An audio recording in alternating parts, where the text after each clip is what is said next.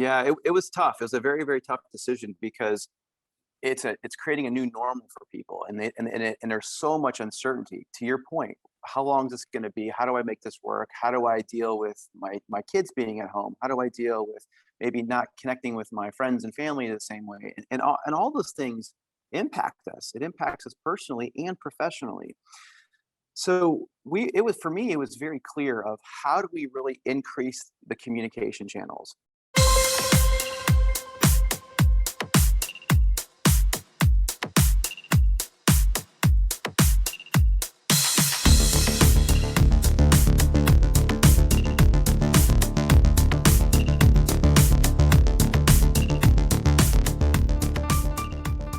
Hello and welcome to the Ivy podcast. I'm here today with Brian Garish, the president of Banfield. Hey, Brian.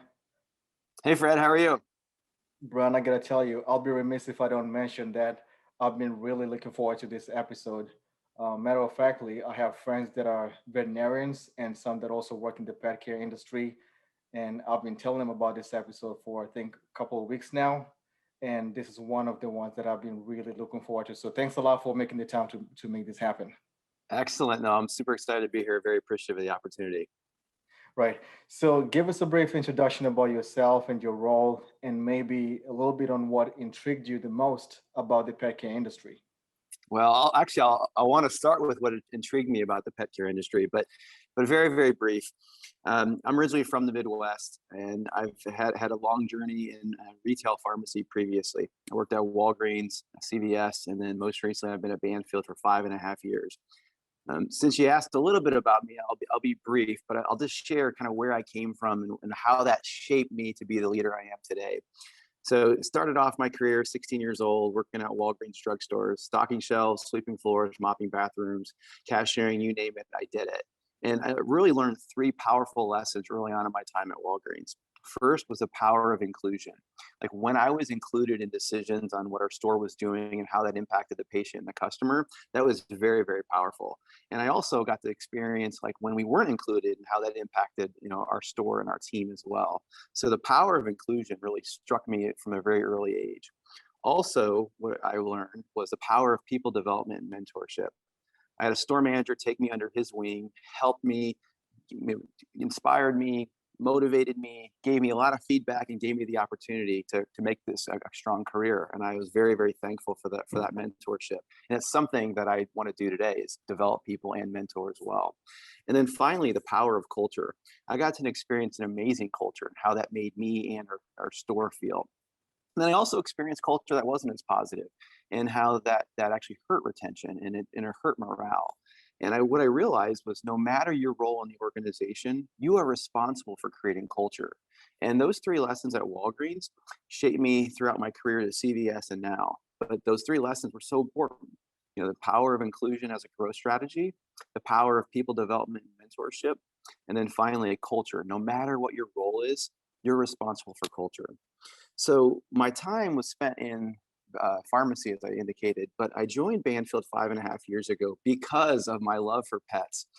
I've always had pets, growing up and through my adult life, and just the role that pets have played in my life has been incredibly important. Now, specifically going through a pandemic and working from home, my two cats, Ashton and Kenji, they're so funny to watch. The antics they have are out of control. It brings me tremendous joy, and I use Instagram to connect with our associates, and I post a lot of pictures on Instagram of Ashton and Kenji, and it's a way to give back and let people have that fun experience about my cats as well. But as you said, you were excited for this opportunity. I'm so thankful to have the opportunity to talk to you because the role that pets have played in our lives over this pandemic has been incredibly important. We always knew how important the human animal bond has been, and now it's undeniable and even more important. So just the love for pets brought me to Banfield. It's been fantastic. That's wonderful because we've had execs in the past episodes where during the recording of the episode, you'd see the cat scroll up onto the keyboard. And speaking about culture, that's, before the pandemic, that was something that would have been frowned upon. But I think having gone through the year that everybody else did worldwide last year, that's something more of a welcome relief. It breaks down the monotony of work. and just like you said, it brings joy to people and makes people happy. So I'm happy that you're willing to share that not only with us but also with your own employees, through your Instagram page. Now, Yes. if I can ask you this, do you have an Instagram page for your cats? Well, I should turn. I actually, yes, I do. It's Brian Garish. They just taken over the whole Take Instagram it over. channel. Yeah, yeah. You bring up Instagram and around Ashton and Kenji. I should have their own page, by the way. What's so important, specifically going through a pandemic, we're all experiencing uncertainty. We're all experiencing the blending of our personal, professional lives and forming new habits, and this is impacting all of us differently, but it is impacting all of us. And interestingly enough, it really comes back to how can you connect in authentic ways, and how can you provide that psychological safety for people to ask questions. And those questions aren't always easy questions. I mean, these are tough questions that we're all struggling and dealing with. And before the pandemic, I used social media to connect with our associates. So Banfield Pet Hospital, we have over 1,000 hospitals across the United States. We're in 42 states, Washington, D.C., Puerto Rico. We have a teaching hospital in Mexico City. We have over 19,000 associates. So trying to stay connected to all of our people to understand what they're experiencing, what's working, what's not working, that has been incredibly important to me. And really, I guess if I think about it, me personally, like my leadership brand, like what I stand for, like what really drives me is I lead with empathy, impatience, and impact. And empathy shows up for me of how can I connect in authentic ways with all of our associates. Now, maybe I can't connect with all 19,000, but I want to have an outlet in which I can connect to all of our associates. And before the pandemic, I would get 15 messages a day from our associates, and I would just post what's happening in my life. I'd post what Ashton and Kenji's doing, and bring that emotional connection with what the power of pets and what they mean to us. And then during the pandemic, that was a way to connect, because I could not only connect with people and through conversation, but I can also see what's happening in our hospitals based on our hospitals posting on what's happening in their lives. And that type of interaction is invaluable. It gives me insights in terms of what's happening. It gives me the opportunity to connect and listen to our people. And when you can have that love of connection, it reinforces either the decisions we've made or the direction we need to head based on what's best for our associates. Sticking to the topic about the pandemic, we're coming up on about a year of the full-time Mhm. work from home experiment, if you will, that many organizations have had to deal with due to the COVID-19 pandemic. I want Yeah. to pick your brain about the decision-making process after company operations were disrupted with how the pandemic news first broke out last year. Yeah. Mainly because a lot of people didn't know what was going to happen. Is this something that's going to be temporary? Nobody had ever gone through this, at least in our lifetime. Right. So, how did you go about the decision-making process to shift a majority of the workforce to be fully remote? Yeah. It was tough. It was a very, very tough decision, because it's creating a new normal for people, and there's so much uncertainty. To your point, how long is this going to be? How do I make this work? How do I deal with my kids being at home? How do I deal with maybe not connecting with my friends and family the same way? And all those things impact us. It impacts us personally and professionally. So it was, for me, it was very clear of how do we really increase the communication channels. Our corporate affairs communications department was absolutely fantastic through this, and really demonstrated by creating a communication model to just keep people informed and ask questions of what's on your mind. And we cataloged all those questions of what's on people's mind. We brought them into themes, and then we'd address them the next day. So we literally, at the start of the pandemic, we had what I would call like two-way type conversations. Mhm. We communicated everything out of what we knew and what we know to keep people informed and aligned on our principles. Our five principles really guided so many of our decisions around what we were going to do, specifically around mutuality and responsibility. We needed to make sure we were being very mutual with our associates, and when we understood our responsibility was to first and foremost keep all of our associates safe, keep them working, and making sure that we were doing everything we can to make sure we were all aligned on making a better world for pets. At Banfield Pet Hospital, every procedure we do is designed for the basis of the pet or the pet population. And helping the pets and the pet population allowed us to stay grounded on our purpose. So when I talk about the communication trees, we would communicate everything out. Here's everything that we know around whether it was the pandemic, the economy, what our associates were experiencing, our hospitals, our markets, the states, et cetera. And then we spent just as much time saying, now what's on your mind? And through all of our levels of the organization, we did that. We did it every single day for months. And it was important that we invested that time to keep people as informed as possible and to listen to what's on their mind. And then that next day, we would then give answers to what's on their mind.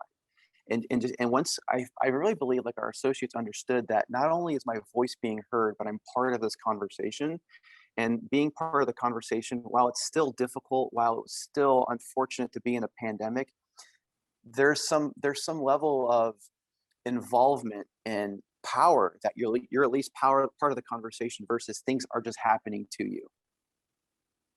Right. And one thing that you talk about is communicating to everybody so that all parties know what's going on, what are the decisions that are going to be made. Because, like you said, people are worried about, am I going to lose my job? What's the Right. economic impact that my company is going to face, and so on and so forth. So, to that end, I'm curious to know from your perspective, what are the top leadership traits that make for a strong leader in moments of crisis? It is about communication. I think at the end of the day, it's how do you really create the connections and facilitate opportunities to communicate authentically, transparently, and with true two-way dialogue. I think that was the most important skill or competency that I saw in our through our with our leaders, that were able to really connect in authentic ways so people understood, I'm telling you everything I know. We're in this together, and what's on your mind, and so I can provide those answers and some thoughts. And that level of assurance is incredibly important. So I think the ability to communicate effectively, often, was one of the best traits that I've seen in leaders. I mentioned earlier, leading with empathy and patience and impact. For me, that allowed me to try to be my best self during this for our team and all of our 19,000 associates. Using empathy in my opinion, has probably never been more important, because this is not just about us. As a leader, it's not looking at yourself to say, what am I experiencing? It's about remembering and reflecting that I have so much impact that I can make. And when I make that impact, I've got to be my best. And I have to not take for granted what other people are experiencing. So that ability to relate to so many associates' feelings of what they're experiencing, and whether they show up as their best selves that day, it's about asking powerful questions just to understand like what's happening in your life right now. And when you're able to do that, that goes back to that psychological safety. When you can create psychological safety, you are allowing people to not only bring their authentic selves to work, but bring their authentic and real voice to work. And sometimes the conversations are not positive or not easy, but empathy allows you to understand what are the stated and unstated concerns, because as a leader, we have a responsibility to help. So I talk a lot about communication through the pandemic, but I would say that empathy is incredibly important. And then my impatience is around, we're not doing enough fast enough, because we have a responsibility as a business. I believe all businesses have a responsibility truly to be a beacon for how a company ought to behave in society. And what drives me is about making an impact in society. So the pandemic was an opportunity to continue to make that impact in society, keep our associates safe, keep our associates working, using empathy to connect with them. And that impatience just really drove, we got to do more, we got to be faster, because society and people are counting on us. Banfield has several pet hospitals. I believe you said, you guys operate in 42 states Mhm. within the US. Yeah. And it's safe to say that veterinarians don't necessarily have a choice like most other people do when it comes to work from home, since they have to go into the facilities. Right. Can you speak to some of the challenges that you face in transitioning from leading a workforce while being in the office to having to lead the company while working from home? How has that Yeah. been for you? Yeah, it's been frustrating because I don't get to be in our hospitals with our associates. The best days I have is when I'm traveling in a market and I'm in the hospitals connecting with our associates and just asking what's working, what's not working.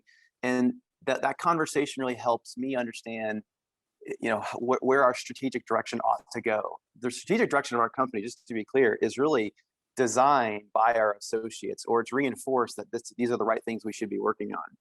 So it's been a challenge. Now we just have to shift. So I've done a ton of virtual visits, and all of our leaders have moved to a virtual style visit. So while we're not in our hospitals with a lot of our associates, we are able to at least be on a Zoom to listen to them.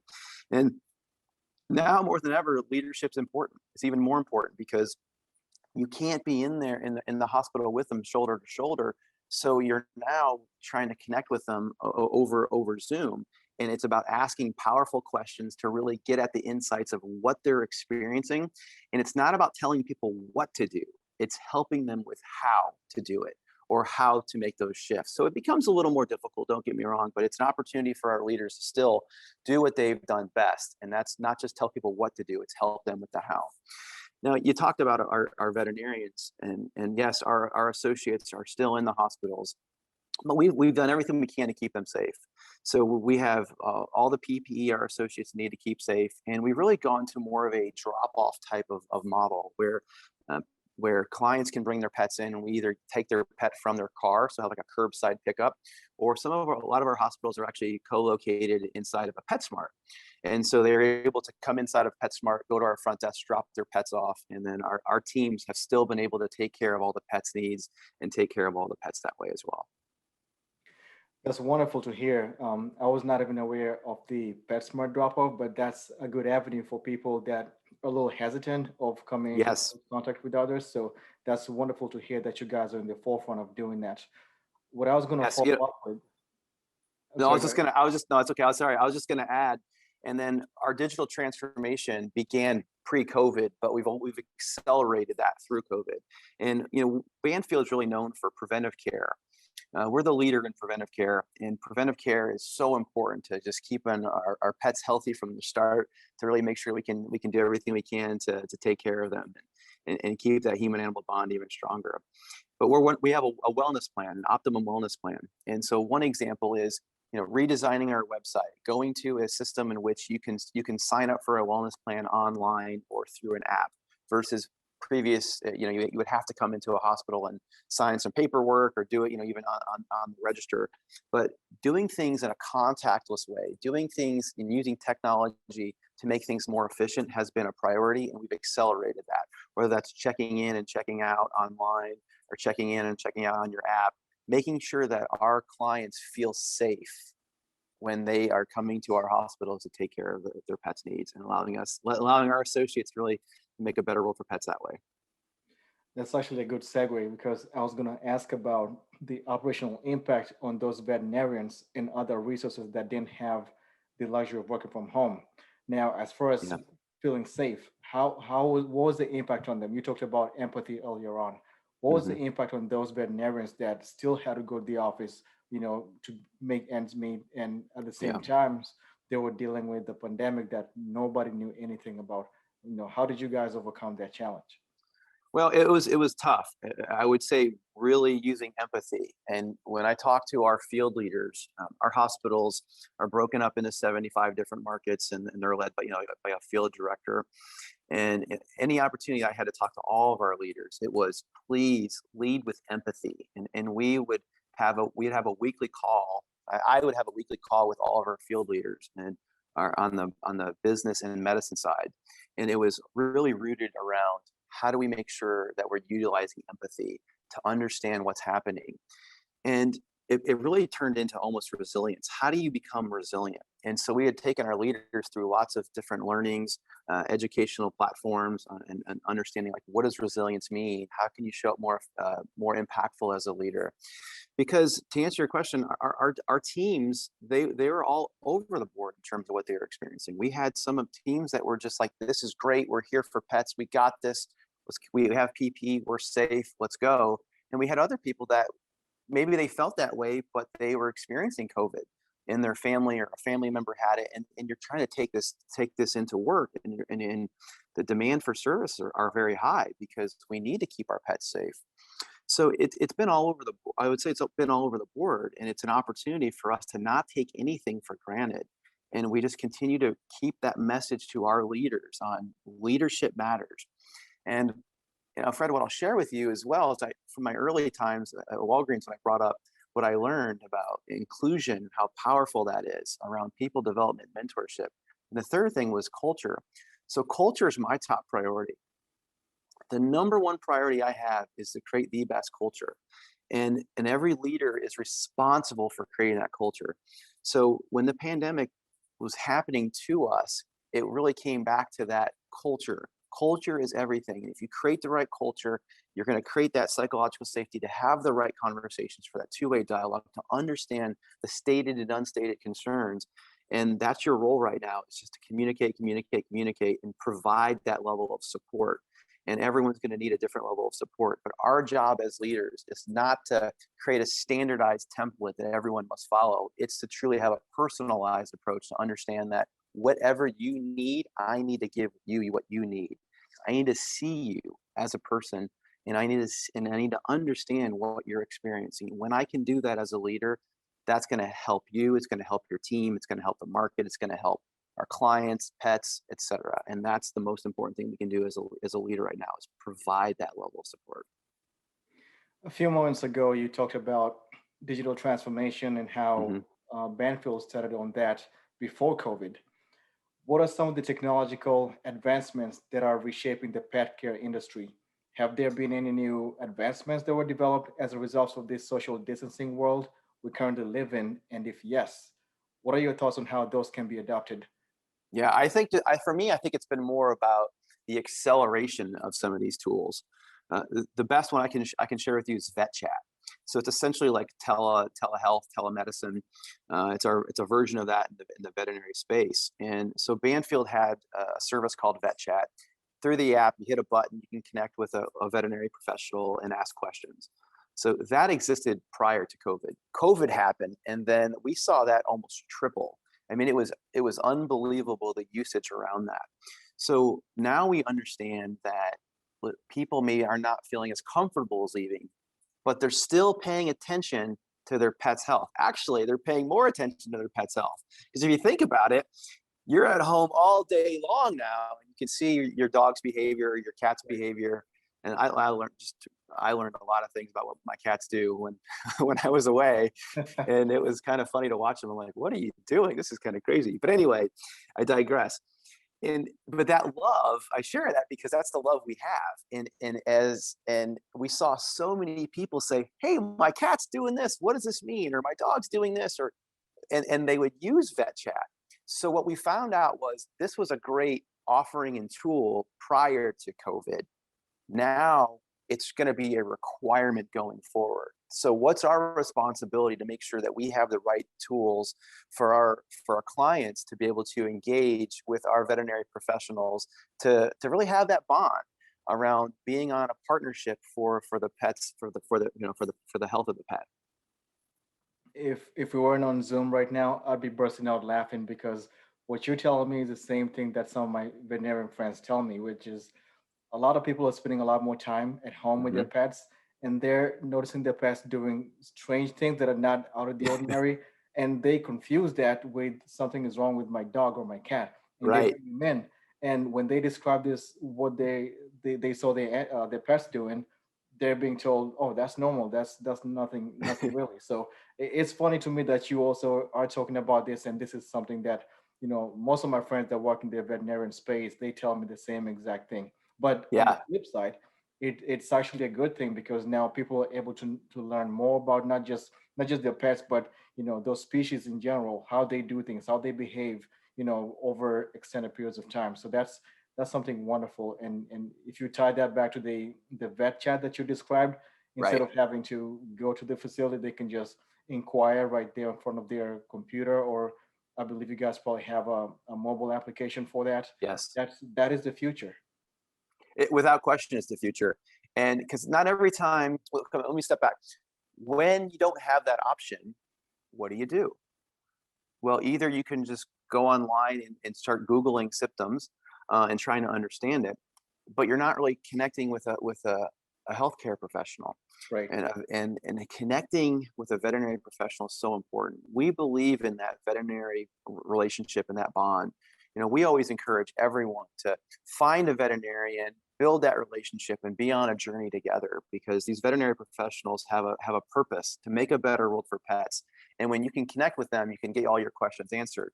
Why Vetchat's so great is because without a system like this, like I said, you would just Google some symptoms and try to understand, or you would go into the veterinarian, and not every single issue needs to be seen by a veterinarian. It can Right. just be answered very quickly. And that actually allows clients to be taken care of, to get their questions answered with a partner, their veterinarian. And then it could free up some space for the pets that actually need to be seen as well. So it's truly a win-win for everyone there. Right. Now, earlier we talked about communication, communicating Mhm. with your associates just to make them feel engaged and include them in any decisions that are being made by the company. Now, from a different dimension, what strategies do you employ to make sure that your personality and management style come through remotely, particularly when it comes to nonverbal communications with your direct reports? Yeah, well, I try to model the way, and I expect all of our leaders to bring their authentic selves and their authentic leadership selves to work every single day, and making sure that they're connecting with their teams. So for me, again, I'll go back to Instagram. I use Instagram to post what's happening in business, what's happening in my personal life, just to connect with people. And this is who I am. I mean, this is who I am. This is what I stand for. This is what I'm about. And I feel great because I get so many of our associates will reach out, and maybe it starts with just liking a picture, but then it always will build up to, hey, can I ask a question? Or, hey, have we ever thought about? And so those things are powerful. We'll also do things on Instagram. So I've done some things called like Banter with Brian, where anyone can ask me any question. I dedicate some time, and people just send their questions in. I answer the questions, and I'll either answer it in a direct message, or I'll post it to like a sticker format. But we create lots of different platforms. Also internally, that we do is we've created a Be Empowered series, where it's about helping our leaders learn some topics, and learn about ways to even to get some extra tools for the toolbox, specifically in a time in which we're not traveling as much. So I'm very driven by learning, but more specifically by curiosity. I would say, like, when I think about my values, like, what do I truly value? I value making an impact. I value curiosity. It's about understanding what people are experiencing and what's happening, and that actually is encompassing of learning. And it's also about empathy. And those three values are really at my core. The empathy is about, again, connecting and understanding what people are experiencing or needing.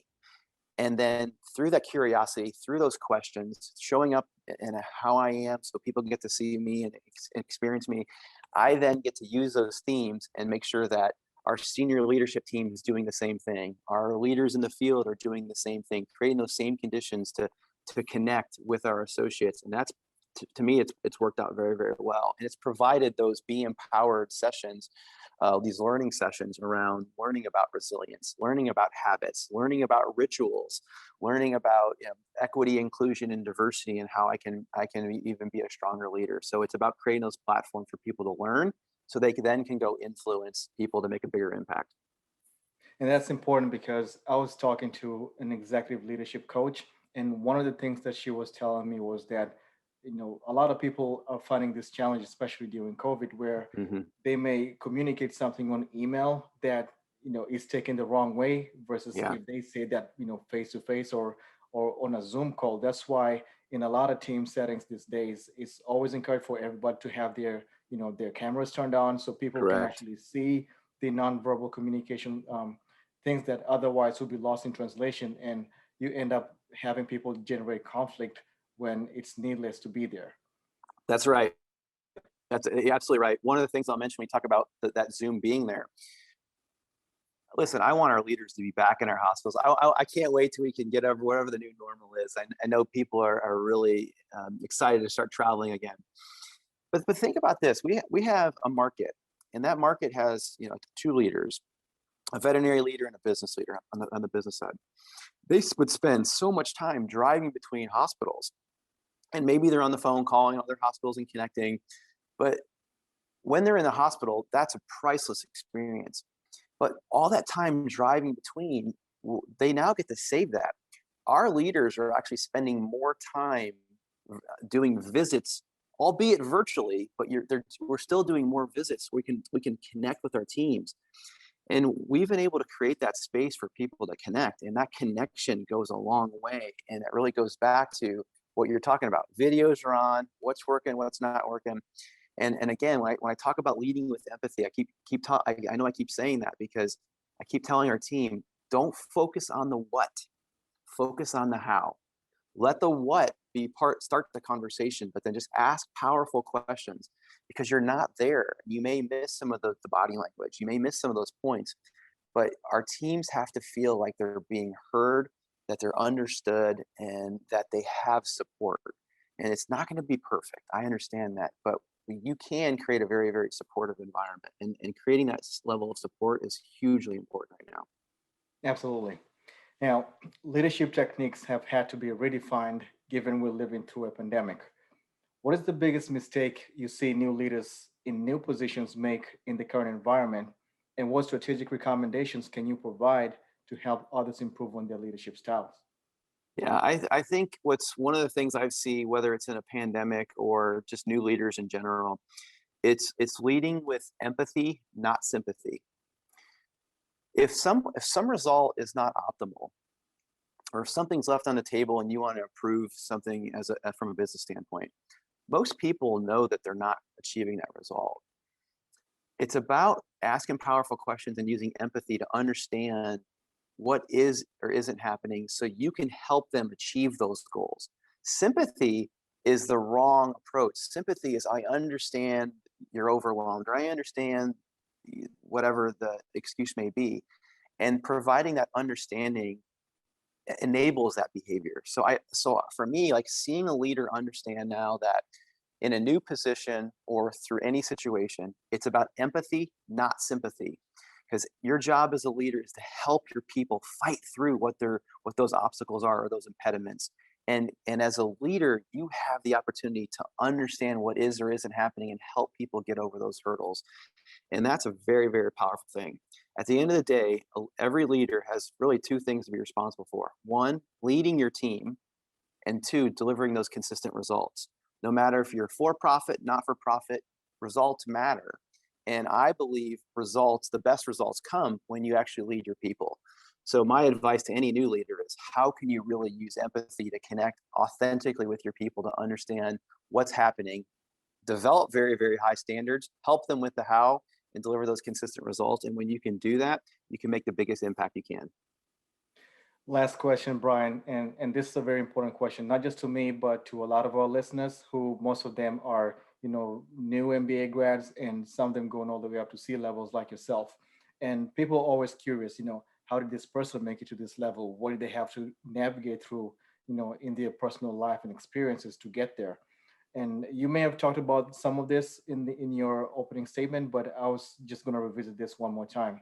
Sure. What has helped you to get to where you are, and what word of advice would you give to someone that wants to pursue a career that's similar to yours?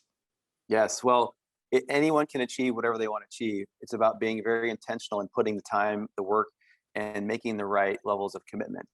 So first thing is, I never said no. That's not a word in my vocabulary. And I've had to figure out how to be more strategic with my time. Don't get me wrong, because sometimes I don't manage my time the best, because I want to make an impact. I want to make an impact on society. It's all about, how can I help? And so it's always like, yes, yes, yes, we can do more.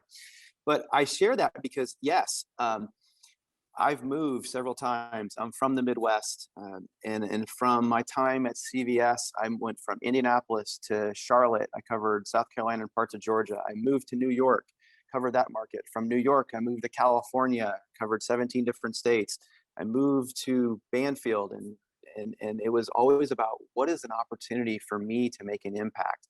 And every job is out there. Every job's going to become available. It's how intentional are you going to be to take the opportunities, to get the skill set, to get the experiences, And if you're willing to put the time, work, and again, comes back to those two things, have the right standards, the highest standards possible. But those two things, leading people and delivering results. When you can do that, at the end of the day, everything else will follow.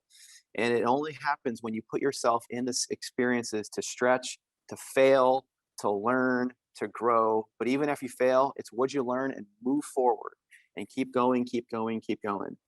But at the end of the day, I always just said yes, and I wanted to take advantage of every single opportunity.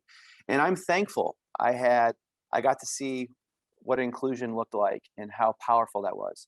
I'm also thankful that I had a mentor, and that's something that's important to me. And I love mentoring. I love developing others, and that's incredibly important because I had to do the work, but I needed those opportunities as well. And having that mentor and having the sponsors are so incredibly important. So that's important for me as well to give back. And then it comes down to culture. When you create the right culture, again, you create the culture by taking care of people, by listening to people, again, having the highest standards and expectations. And it's about leading people and teams and delivering those consistent results. And that's really, again, shaped me to the leader I am today, someone who leads with empathy, impatience, and impact. Brian, it's been a brilliant conversation. Thanks a lot for being with us today. And I can't wait for us to have a follow-up conversation in the near future. Absolutely, Fred. Thank you very much for your time today. I really enjoyed it. Happy to help anytime I can. Thanks, Brian. Thank you.